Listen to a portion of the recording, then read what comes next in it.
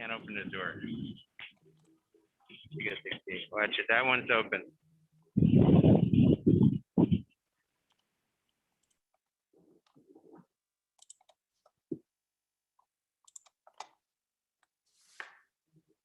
I can't open the door. You guys can see. Watch it. That one's open.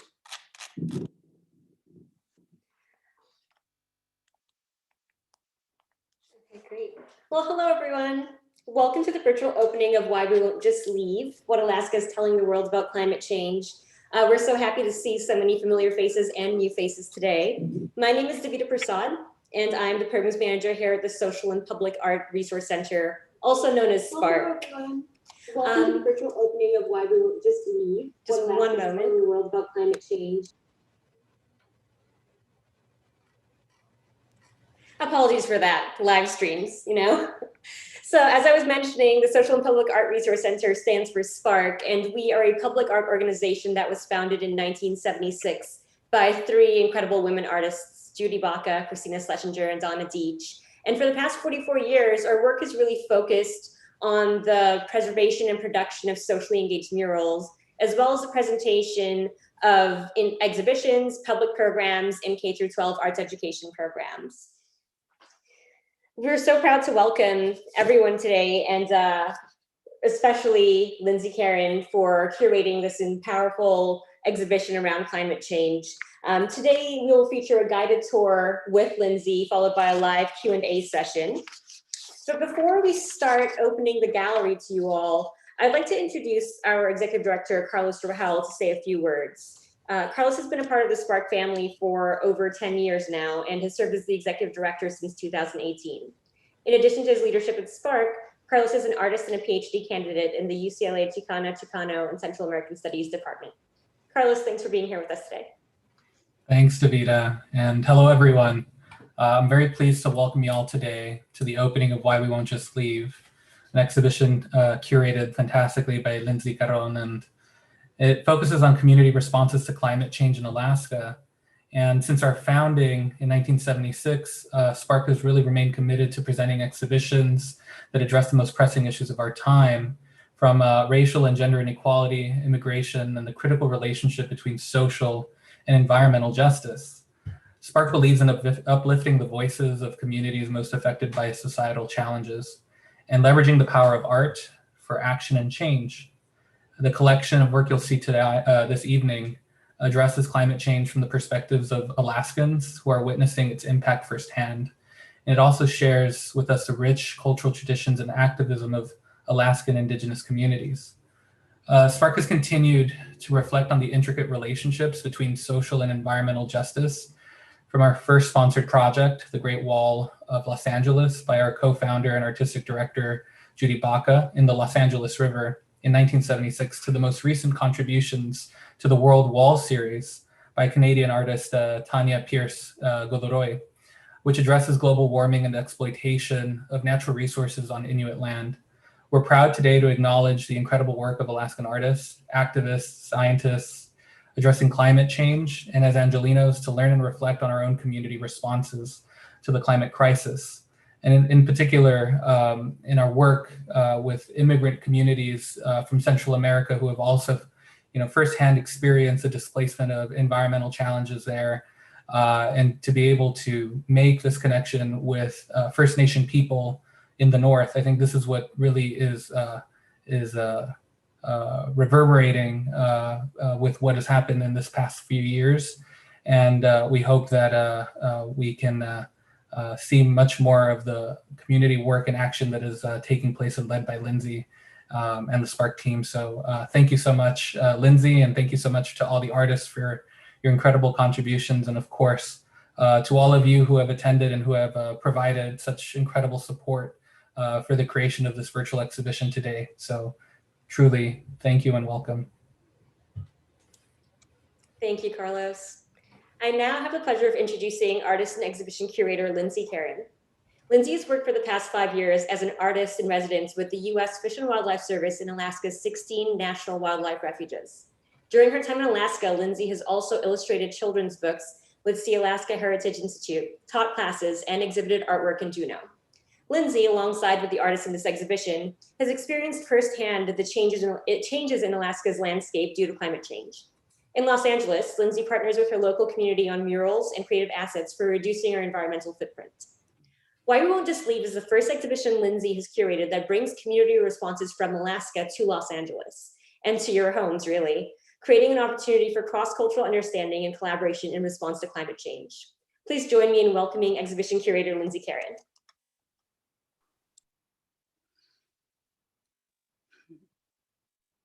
Thank you, Davida and Carlos. Greetings. To my friends up north, Masi Cho, Arigataiku, Guyana, Gunoshish, thank you for joining me. To my fellow Angelinos and family and friends from around the country, thank you for being here. I'm speaking to you today from Los Angeles, Yanga, the traditional and unceded land of the Gabrielino Tangba. I acknowledge that the work presented in this show has been created on the traditional lands of the Gwich'in, Inupiaq, Yupik, Dena'ina, and Tlingit people by participants of diverse backgrounds. And I thank the bountiful and breathtaking land and waters of Alaska for holding, supporting, and nourishing us so that we can create this work. My name is Lindsay Karen.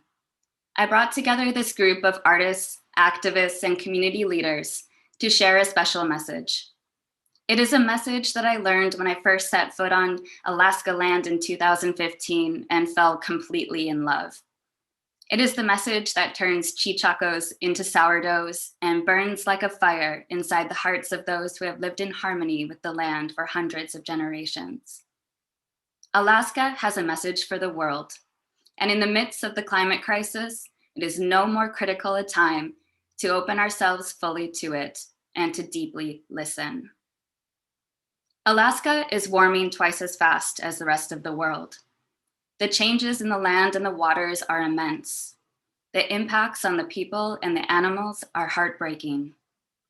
Alaska holds the key to America's wild heart. This heartbeat may be quiet and subtle during this time of raging capitalism, where economic growth is prized over healthy ecosystems and human dignity, where fear, divism, and sensationalism define politics, media, and social norms. Yet the heartbeat remains. It comes abruptly in the middle of the night in an apartment 30 stories high in New York City. It knocks on the door of a father-to-be who suddenly remembers his own childhood innocence of playing endlessly outdoors. It strikes the core of the woman who sought refuge in Alaska's national wildlife refuges and found a peace so deep that nothing can shake it. This heartbeat is innate in every human because every human is born of the earth. Alaska's land reminds us of our true home. Alaska's people teach us how to come home to ourselves. Why We Won't Just Leave is an ode to Alaska's gifts to the world.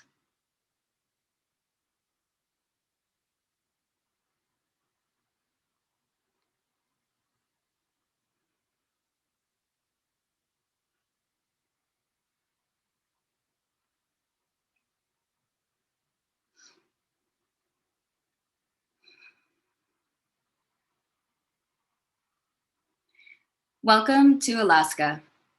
Moss and lichen underfoot in the Tongass, berries bursting over rolling tundra in the summertime in the Arctic, salmon by the millions flooding into natal streams, and caribou spilling over Arctic foothills. This is a place where wilderness reigns. It is a place that is critical for our Earth's health. Most importantly, Alaska is home. We begin to connect to this vast place through Bill Brody's stunning landscape paintings. Bill Brody has a special tenacity for painting. He immerses himself in the wilderness to capture his subjects, sometimes setting up his canvases on top of glaciers. Because Bill has been returning to the same locations over the course of many years, such as Arctic National Wildlife Refuge and Wrangell St. Elias National Park, he has been able to witness the amount of change that has occurred. His painting here, Tundra Shelf, specifically highlights one of these changes. It is a floodplain colonized by dryas, one of the first plants to grow in recently thawed permafrost or exposed by glacial retreat.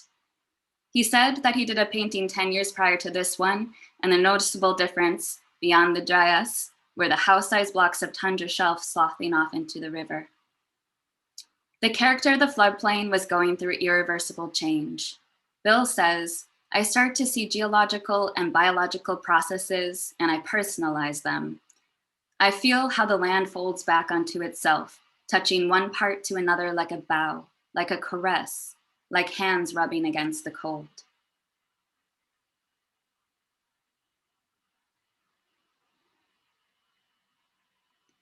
Bill Hansen, along with his wife Kate Troll, have been Alaskan residents since 1977. During their lives spent living in, communing with, and writing about their home, Juneau, they have witnessed some pretty monumental changes. One that is hard to ignore is the recession of Mendenhall Glacier, an iconic fixture of the Juneau icefield that spills into Mendenhall Valley, where most of Juneau's residents live. When you live in a place for long enough, the landscape becomes a dear friend. Mendenhall Glacier is certainly a dear friend of the residents of Juneau, and watching it recede is painful. As of 2019, all of the massive Juneau Icefield's glaciers are now in recession. The change is starkly put on view in Bill's composite of a photograph of Mendenhall Glacier from 1958 and his own photograph from the same vantage point in 2018. Mountain ice fields are receiving more rain versus snow, reducing the bulk of ice and contributing to the shrinking glaciers. The water from mountain glaciers is estimated to be contributing to 30% of sea level rise globally. The average annual temperature in Alaska has been rising steadily since 1900, with 8 of the warmest years on record between 2000 and 2018. Alaska's glaciers lost overall nearly 60 billion tons of ice per year between 2002 and 2017, according to the International Arctic Research Center. Alaska's glaciers would raise sea level by 1.5 inches globally if all their ice were to melt.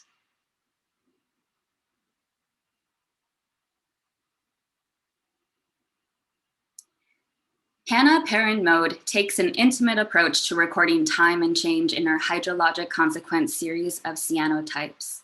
She marks the historical terminus points of Mendenhall Glacier, tracing all the way back to 1942, by collecting sediment samples from each location and exposing the sediment prints on cyanotype-coated paper, fixed with ocean water from Juneau's harbor.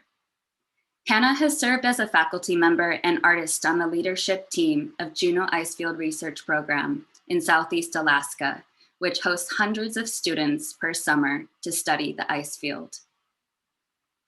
This exposure has led her to create intimacy with the ice and geological formations, at times in direct connection with her body.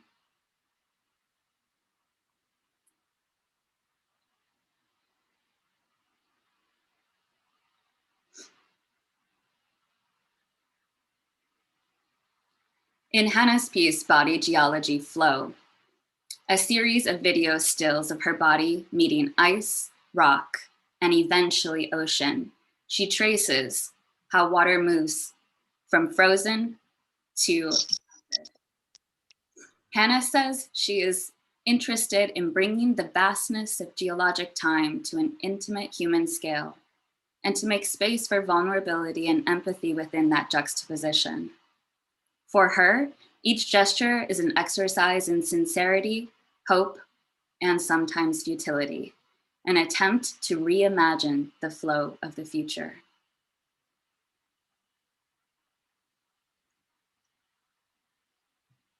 From icefield to ocean, the impacts of these changing landscapes are felt by many life forms.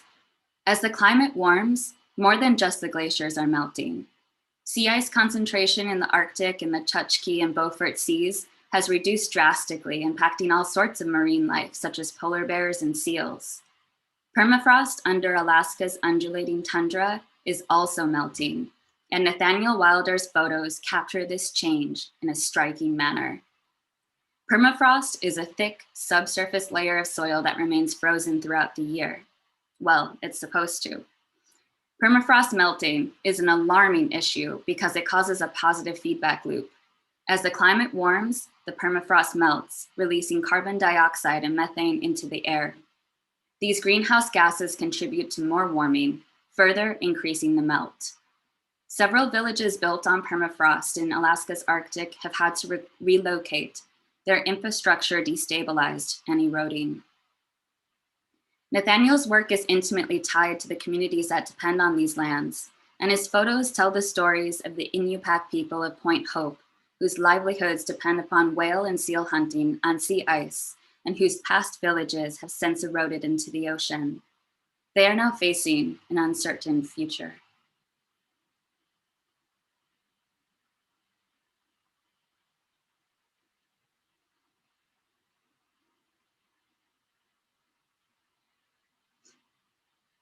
Hailing from the Pribilof Islands, Unangan elder Ilarion Kuyak Mikulief takes strong consideration of the climate change impacts on communities across Alaska.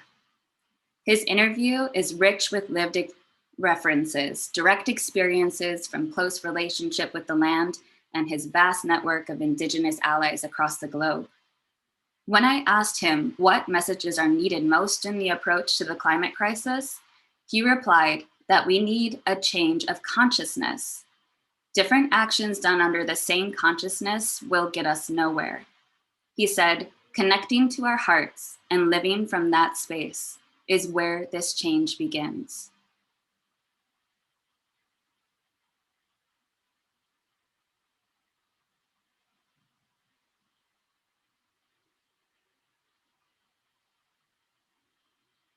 Jennifer Moss's work traces migration patterns. The Arctic tern that makes a longer migration yearly than any other Earth animal, nearly 40,000 miles, an equivalent of 5 round-trip journeys to the moon in its lifetime. And the steadfast and beloved caribou, whose migration routes have been relied upon for subsistence of many native communities for millennia. Both climate change and extractive industries like oil and gas have disrupted migration paths of the caribou, and many communities haven't seen caribou for decades. The coastal plain of the Arctic National Wildlife Refuge is likely the most contested of these areas of potential extraction, a place where the porcupine caribou herd calves yearly and a sacred place to the Gwich'in. Jennifer writes of the caribou, through extremity you wander. You cannot still time, cannot escape the danger. Come together, cross, meld as one. Beating heart drum of the north, you go when it is safe to move. We are prompted to question, will it continue to be safe for the caribou to move? Tim Musso's extravagant woodcut demonstrates that even the remains of caribou are essential. The scraps of flesh, tufts of hair, the droppings, the bones left behind from thousands of moving animals feed predators, scavengers, vegetation, and the land. Looking closely at his labor-intensive work, we can see the teeth in the skull of the caribou, becoming one with plant, land, the feathered, and the furred.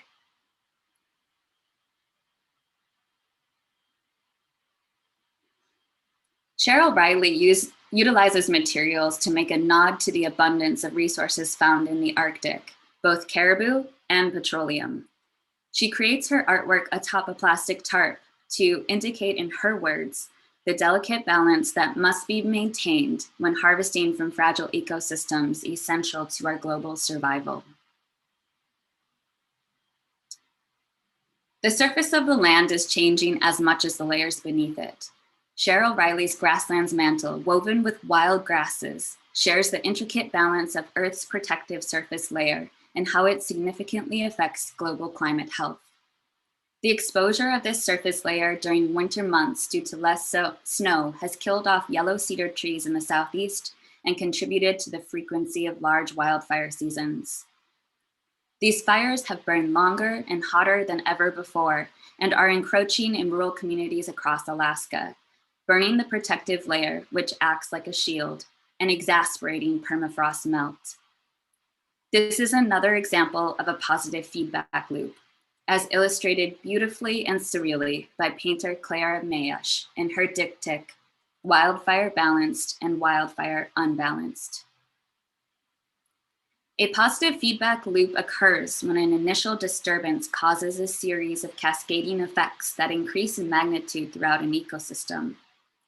Wildfire is a natural and balanced element of boreal forests in Alaska, as it is in forests and grasslands throughout California. But when an imbalance in a series of interconnected pieces in an ecosystem occurs from, for instance, increasing temperatures and mismanagement, wildfire then becomes a destructive force. As Clara puts it, we are starting to pay the inevitable penalties of our collective disruption.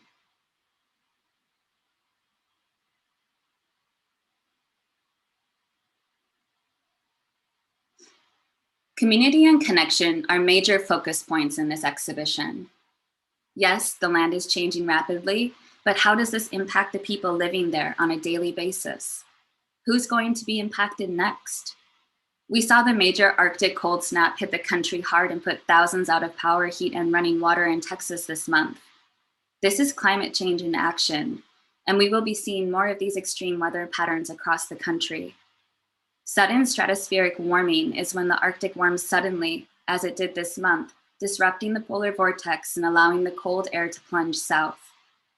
Separated by thousands of miles, but not apart from its impacts, what is happening in Alaska is happening across the globe. Featured later in the exhibition is an interview with Jody Potts and Quanah Chasing Horse, Han Gwich'in mother and daughter, and fierce protectors of Arctic National Wildlife Refuge against oil drilling. Quanah makes the point that many people do not believe climate science. Even for those who do, connecting with something so monumental is challenging.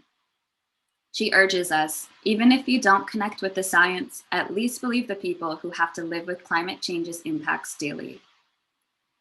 Community in Alaska is everything. It fosters deep care, empathy, solidarity, and resilience. It is how Alaskans band together to greet the uncertain future, develop adaptation plans, and lift each other up through the hardships. We can learn a great deal from the strength in Alaskans, a people fortified by the health and wealth of abundant ecosystems and the hard work it takes to live in reciprocity with them.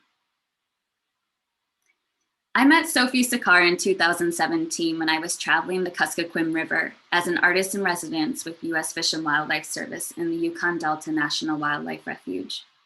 I stayed in her village, Chuathbaluk, for several days getting to know the residents. On the first evening, she picked me up on the back of her four-wheeler and drove us out to pick blueberries. Chuathbaluk means big blueberry, and it is known for the biggest tundra berries in the area. I took this picture of Sophie while we picked together, and I was struck by her modesty and strength as she stabilized herself on the tundra tussocks with a garden stake. It later became this life-size drawing. Sophie claimed it was crummy picking on that day, yet I could still see her light up by simply being out on the land. Getting to know her and her family has been a great pleasure. Sophie and her daughter Marie share their knowledge and insights in an interview with me.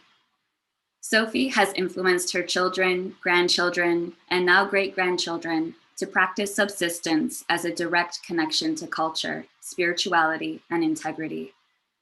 She and Marie attest to the importance of wisdom shared between generations to allow children to grow strong in their heritage and eager to protect the land that they love.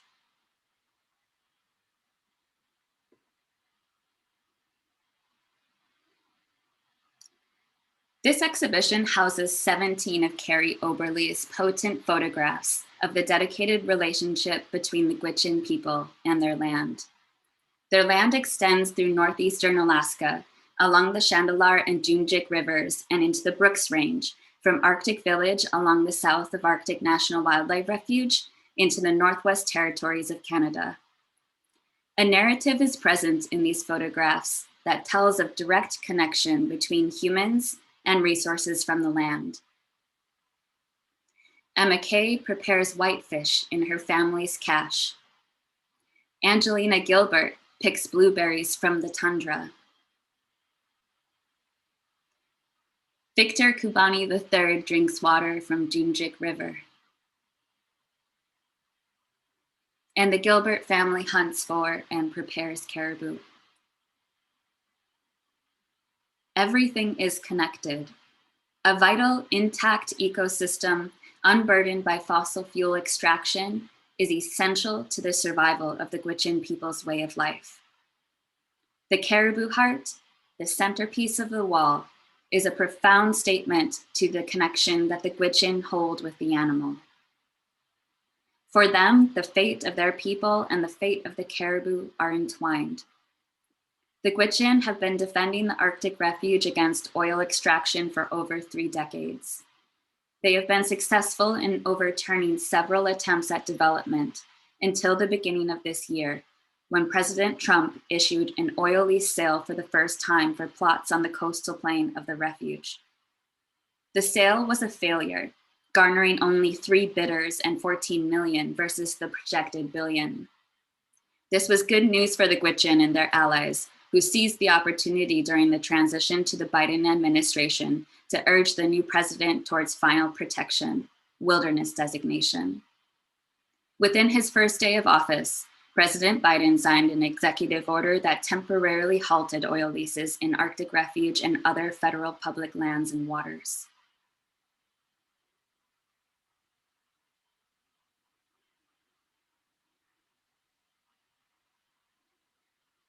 With livelihoods, culture, subsistence, spirituality, and existence itself on the line, it is no wonder that there are many Alaskans rising to the front lines, sharing their voices and defending their lands.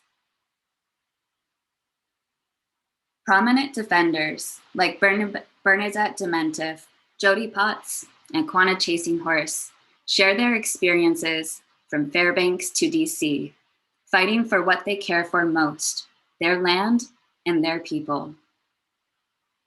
Jody makes the statement that Indigenous people are essential in the battle against climate crisis and the movement for a just transition from fossil fuel industry we currently rely upon. The knowledge that they alone hold from thousands of years in direct relationship to their lands is invaluable and can direct Western science to looking at these issues through a collective lens, one that takes into account all the connected aspects of an ecosystem and the communities that rely upon them. Alaska is uniquely placed in the climate crisis, not only because it is warming twice as fast as the rest of the world and its changes to its land and waters have global impacts, but also because of the people who live there. The vast resource of knowledge held by Alaskan Native communities across the state can aid us in understanding true and just mitigation strategies, adaptations, and transitions that will be necessary for us if we are to continue life on Earth. The difference will be that with their input, the strategies will be inclusive, compassionate, and equitable. For many, transitioning away from the fossil fuel industry is a scary thought. Many livelihoods depend on it. Many people are mighty rich from it. A transition is necessary, and a just transition is possible. Jessica Thornton is always asking herself questions around how her artwork can uplift the narratives of her community, propel solutions forward, and lend its beauty to a just transition. Her artwork becomes posters used in rallies, projections on the sides of buildings, and media shared abundantly to communicate the needs and demands of a population that cares about our future. Threats such as the Pebble Mine in Bristol Bay and oil leases in Arctic Refuge are addressed in her work, and her artwork has served coalitions like United Tribes of Bristol Bay and Defend the Sacred Alaska.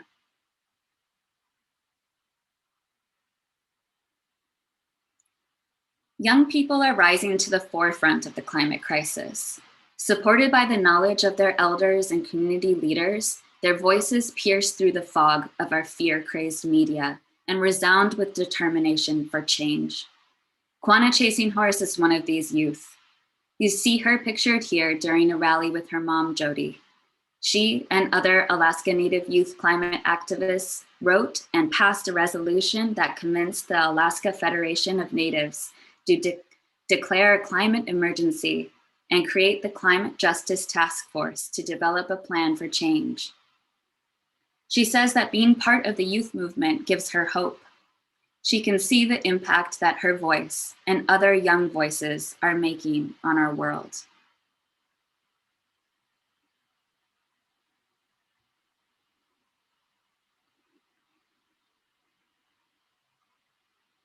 As an artist myself, I believe in beauty. I believe beauty has the power to shift mental constructs that keep us stuck.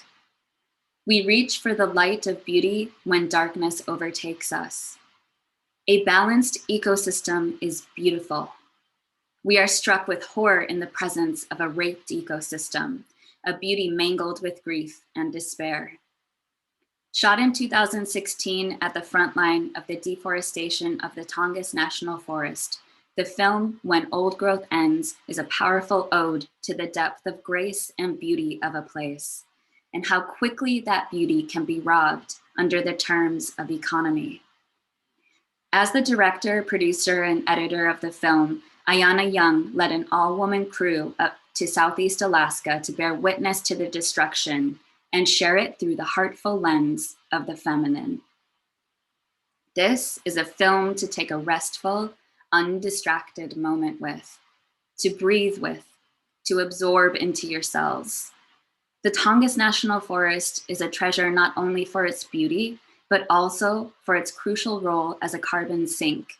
With every tree harvested, carbon is released into the atmosphere, and less carbon is able to be held within the earth. Erosion from uprooted areas damages vital salmon streams that feed entire ecosystems with their rich bodily resources.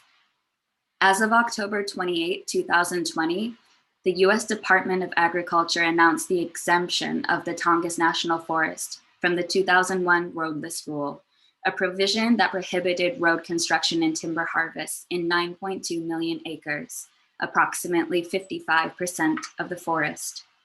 Despite 500,000 public comments, action by environmental agencies, threats on subsistence, and conservation of habitat and biological diversity, the exemption was passed, opening these areas for potential road development and timber harvest.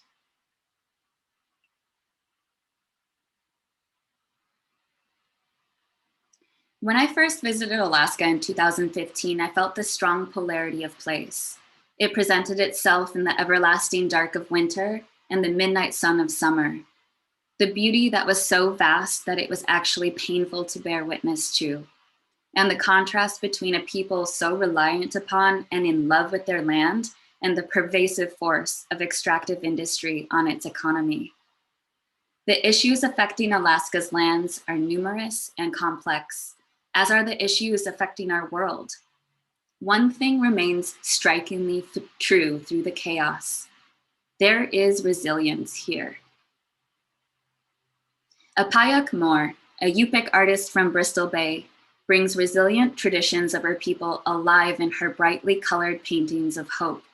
She says that walking the values of Indigenous ways of living is her driving force for a successful and meaningful life. She depicts the realities of Yupik life through an internal lens only accessible through living that lifestyle herself.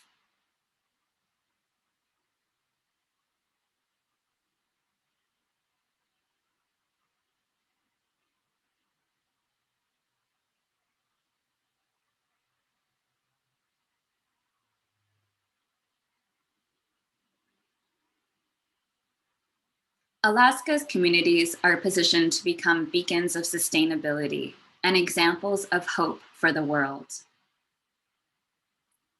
In her testimony, Kate Troll speaks of one of these communities, Juneau. Juneau's fish-friendly hydropower, electric cars and buses, and seawater pump housing heating system make it a model city of sustainability. Across the state, Alaskans like Kate are seeking solutions and developing climate adaptation plans.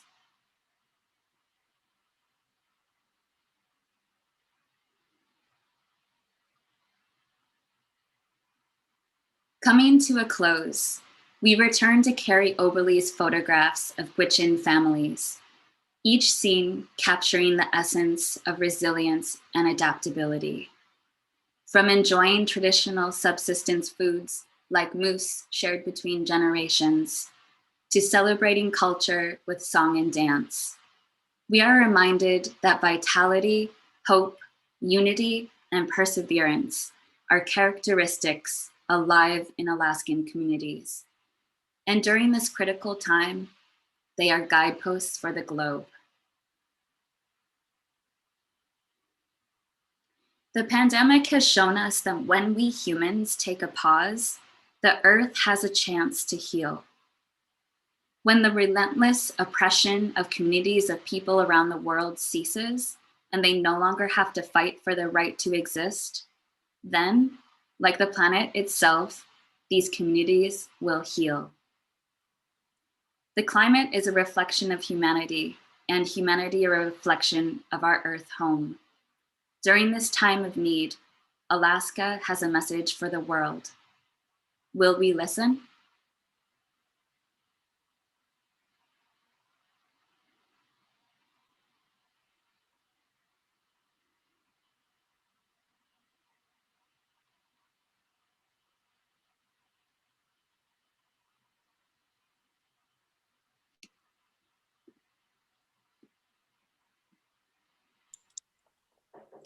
Thank you so much, Lindsay, for that walkthrough, and to all of the artists for your incredible work in Alaska at the forefront of climate change. We're so thrilled to be hosting this incredible exhibition and to learn from you, really. You've given us so much to think about, so I suggest we open up the question and answer session. For those of you who have questions, you can feel free and welcome to drop them in the chat and I can read them out loud on your behalf. Or if you're inclined, you can feel free to unmute your mic and go ahead and directly ask Lindsay your question. We'd love to hear your voices.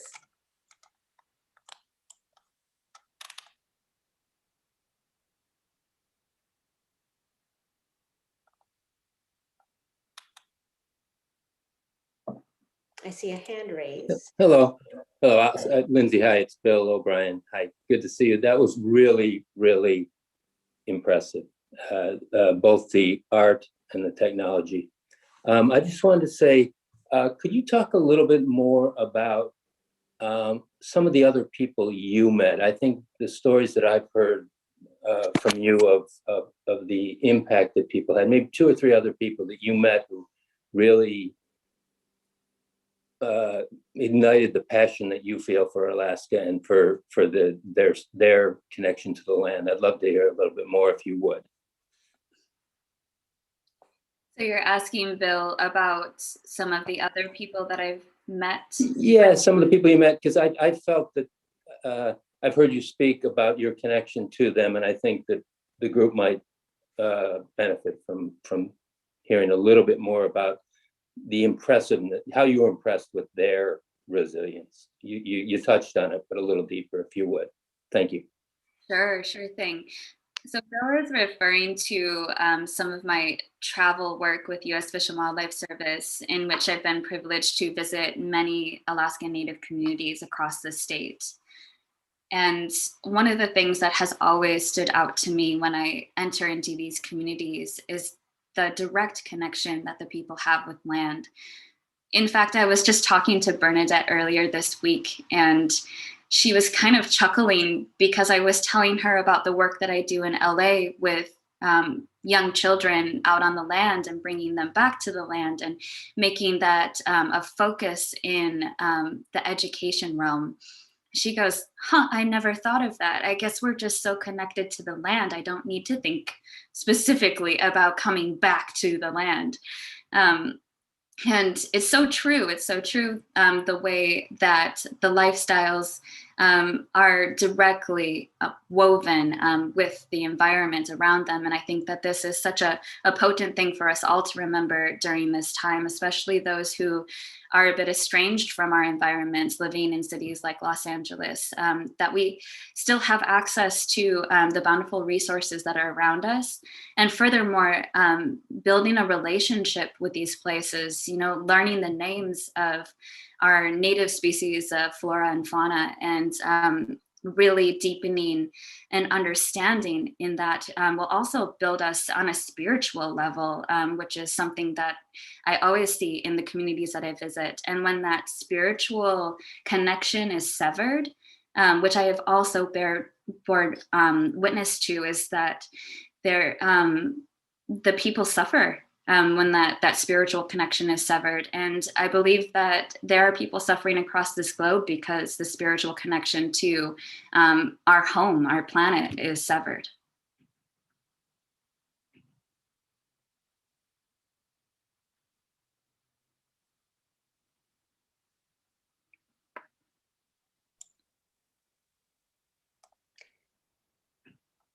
I have a question here that was sent to me that I'll just read out, but I'm sure it's one that's on all of our minds hearing you speak about the work you've been doing and the work that many of the artists in the exhibition are doing. But how can the public give support or be involved in this conversation, this work? So I think one of the main ways is to link up with the various organizations across the state of Alaska who are doing incredible work. And what I can do with Davida and Carlos is make a specific list of all of those on the exhibition landing page with hot links for you all to click on and to view the incredible work that they're doing. And to also just take a look at in depth the work of these artists, listen to the interviews, because the interviews in itself have so much more information to give and are deep. You know, the people's responses are very potent, and I highly recommend taking an in-depth look on all of the resources that are here in the exhibition. If you want to investigate more of the science, the International Arctic Research Center is a huge resource for that. It's part of the U of A system, and so yeah, I would highly recommend checking out all of those. Thank you. I see we have a question here from Dylan in the chat. It begins, Lindsay, thank you. Can you speak more to the Alaskan connection to the land and what you hope that can reflect or teach the lower contiguous 48 states? Mm-hmm. Yeah, I keep repeating in this exhibition that Alaska has a message for the world.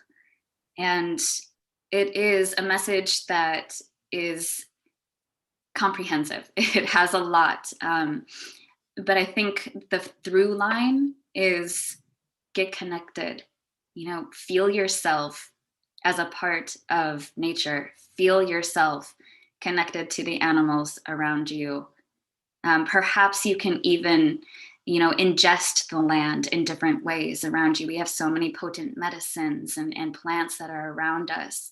Bringing those into our bodies, like the Alaskan people have such an awesome opportunity to do on a daily basis, is medicine. And that helps us heal. And that helps us reconnect with everything that is around us. And I feel very, very strongly about the young generations and being able to raise them in connection with land. And I think that this will also help propel humanity as a whole into a space that we can come back into balance with our surroundings if our children can grow up with a love and a passion for the lands around them.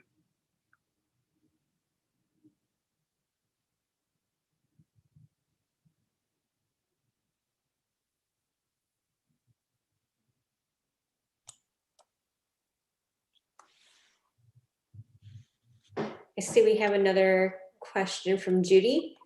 Judy, you can feel free to unmute your mic and ask directly if you'd like. Yes, thank you. Hi, Lindsay. It's so good to see you again. I just want to say it may sound like a small thing, and yet when my husband and I talk about this in terms of comparing living in Alaska with our experiences being elsewhere, it feels huge to be in a place that is not all fenced off from each other, to have access to public land. And I think that's something that wherever one lives, however we can support continuing having access to places that we can connect with the earth. It's one thing to look from, you know, the car window at a beautiful expanse, and that's very lovely, but you can't touch it, everything just being so fenced off in so many places. So I just want to put that out there as something that's just felt very significant to us.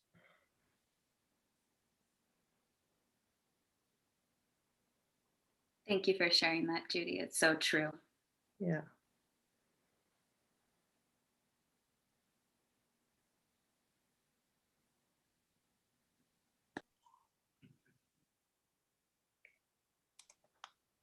Any additional questions or comments also? Okay, I see Tim, your hands. Hi, Lindsay. Thanks for the great presentation of the work. I have two questions. What was something that surprised you about this process of bringing together these artists and presenting this to the world at Spark? And what was the biggest challenge for you? I'll start with the challenge. This is such a big topic, and Alaska is such a big place with incredibly diverse mentalities and experiences within the people. How on earth would I ever narrow it down? But I had to, and so one of the things that surprised me about the experience was how strongly connected Alaskans are, and that the minute I would talk to one Alaskan, I would get suggestions for another that they would recommend being in touch with for this exhibition. And one thing that's really exciting about this is that this is the first chapter. And so there are many other opportunities for this work to grow from this place. And for those of you, also Tim is one of the artists in the exhibition, and he curated an exhibition at La Sierra University in 2019 that included my work. And so that was a stepping stone too, that super inspired me to continue bringing people together to talk about these things and to share Alaska and the special messages held there with Los Angeles and with other places around the world. And I believe, if I heard right from Clara, who's another exhibitionist, she was inspired by this process as well and wants to do more work up in Alaska, where she's based, to bring more artists together and to share these messages on a deeper level.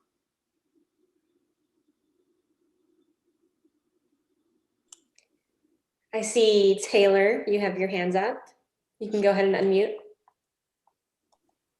Hey, so I was just wondering, I forget which organization you're with, whether it's BLM or US Fish, or I forget what the organization was, but what were your biggest takeaways as your, like in your artist residency, and like the work you did there? Yeah, thank you. I was an artist in residence with US Fish and Wildlife Service, so traveling in the National Wildlife Refuges. And it has been tricky work. There's a really profound history, and all of it is pretty. And so working with a government agency is a phenomenal resource for access. And it has been incredible to be able to come into these wilderness places and also these villages that I wouldn't have access to personally. One of the things that kept me working with US Fish and Wildlife Service and kept them coming back to my work also was the human component of it. And so my work includes the portraits of the people and the messages that are held there in the people. And it is a really important aspect of talking about wilderness, is that wilderness isn't just something that is separate from humanity. In fact, it's interwoven and has been interwoven with humanity for thousands of years. So how do we show that in the work and honor that and respect that? And how can art then build that bridge to honoring and respecting that, organization to organization, organization to person, to village, to build these coalitions, to work together to protect the lands that we love. I believe we have a question from Bill. Bill, I'll give you a moment to unmute or drop it into the chat if you feel that's more comfortable for Oh, you. there we go. Can you hear me? Yes. There were two things that came to mind from a lot of experience in Alaska. One is that I do a lot of artwork, woodcuts, and maybe the finest wood for doing woodcuts that you can have is called yellow cedar, grows in the Tongass. And I'm told that it is becoming extinct because of climate change. And these are enormous trees, 200 feet high, something like that. I don't know how big around. Fantastic wood for carving. Tim would appreciate it, but I don't think I have. The only wood that I have has been given to me. The other comment is I had a student from Arctic Village, and he told me that the caribou from other places where near the pipeline was basically no good. That they needed the porcupine caribou herd for nourishment, both spirit and body. That the caribou from other places just wasn't healthy. It was like going to the supermarket eating chopped up pieces of cow. I'll leave it to that.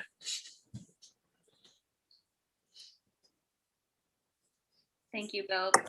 Bill's work with at the beginning of this book is incredible paintings. Thank you. I see Bryant. You have your hands up? Hi, Lindsay. Can you hear us? Hi, everyone. Hi. Such an amazing, Yes. amazing experience. Thank you so much for all the work you put into this. And as I was watching and as I'm like sitting in what this made me feel, something that came up to me was, I'm just curious in your experiences with these Indigenous peoples, talking to them, spending time with them. Could you share something that they do daily to honor the land that maybe we could copy? A practice of theirs, something that they do to honor the land? Because it just feels like there's so many things that after watching something like this, we want to do to give back or to share or to help. And I feel like maybe their practices might be a good place to start. Thank you. That's an awesome question. Gratitude. As simple as that. Constant thank yous and never taking anything for granted. And another thing that happened so many times when I would be in an elder's house would be a person from the younger generation. Either it's a grandchild or a great grandchild would run in the door with a big salmon or a hunk of meat and be like, there you go, grandma. There you go, grandpa. And so that's a huge takeaway too, is connecting with the generations inside your family and beyond, and really making sure that the younger generations understand these values and how important our food is to nourish our bodies and where it comes from and the land around us, and to practice gratitude with the younger generations moving forward. Beautiful. Thank you. Thank you. Thank you.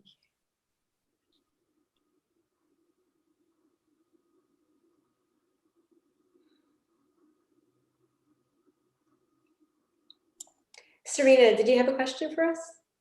For Lindsay specifically? It was more of a comment. Yeah. Hi, Lindsay. I don't know if you remember me, but I'm a student at La Sierra University, and I got to go to Joshua Tree with you, Bill, and Clara, which was a really awesome experience.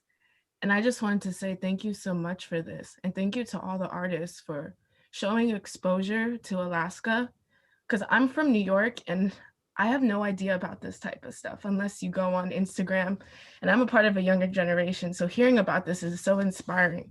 It makes me want to go to Alaska and travel and see this myself and really experience the land and see the people. So I think it's really beautiful. So thank you. Thank you so much. And it's good to see you again. Good to see you too.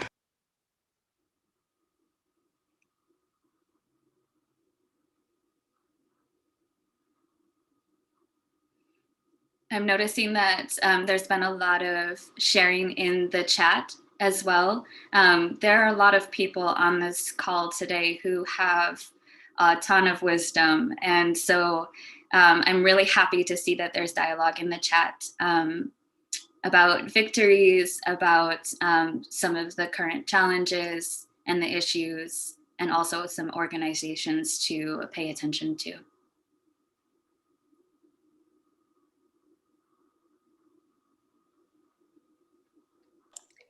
Okay, with that, if there aren't any last comments or thoughts that the audience wanted to share with you, Lindsay, I'd like to invite you to share any last words of wisdoms or insights and anything you'd like to leave us with today.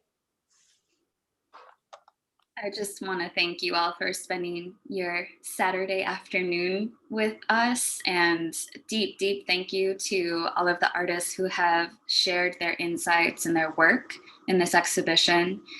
And highly, highly recommend taking a deeper dive into the videos and the interviews and the artwork present in this exhibition.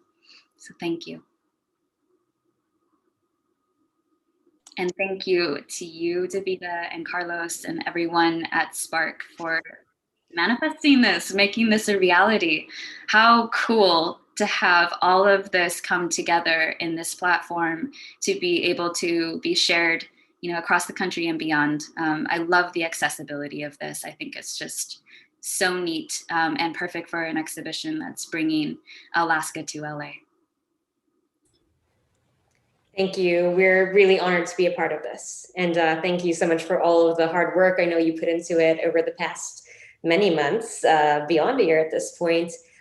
When we first started talking about this exhibition, it was, of course, as many things were in, you know, early 2020, intended to be an in-person exhibition, but things have changed in such visceral ways for all of us that we pivoted to a virtual exhibition that, you know, and with partnership with you and with your curation, we've been able to bring to a much larger audience.